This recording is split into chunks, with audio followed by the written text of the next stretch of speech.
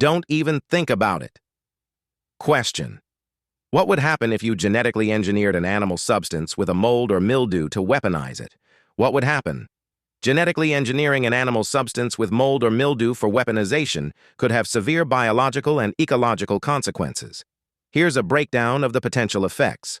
1. Biological impact. Pathogenic spread.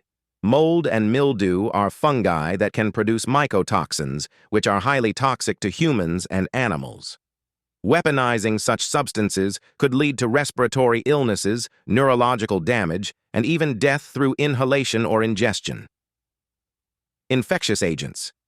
Genetically altering the mold to increase its virulence might cause it to behave like bioweapons, similar to anthrax spores, spreading quickly through air or contact. Environmental contamination.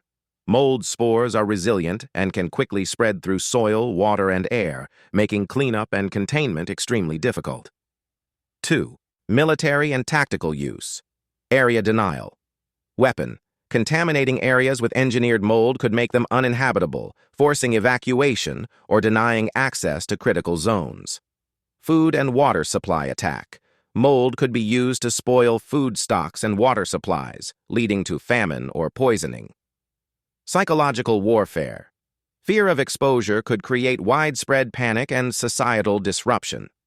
3. Ecological impact. Ecosystem damage.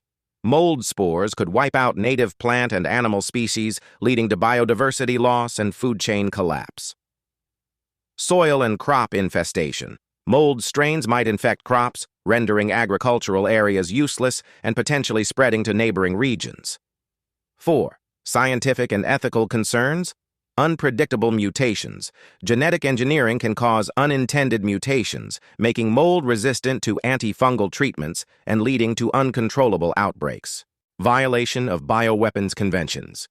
Weaponizing biological agents is prohibited under the Biological Weapons Convention, BWC, of 1972, and developing such weapons could lead to international sanctions and military retaliation. 5. Hypothetical outcomes. If released into the environment, such a weapon could spiral out of control, affecting enemy and friendly forces. It could backfire by mutating and infecting the engineers or their allies. Containment and eradication efforts could be costly and prolonged, with some effects persisting for years or decades. Conclusion: weaponizing genetically engineered mold or mildew poses extreme risks to enemies and civilians, ecosystems, and the attacking force itself. Given these dangers, most governments prohibit such research and focus instead on defensive measures against bioterrorism.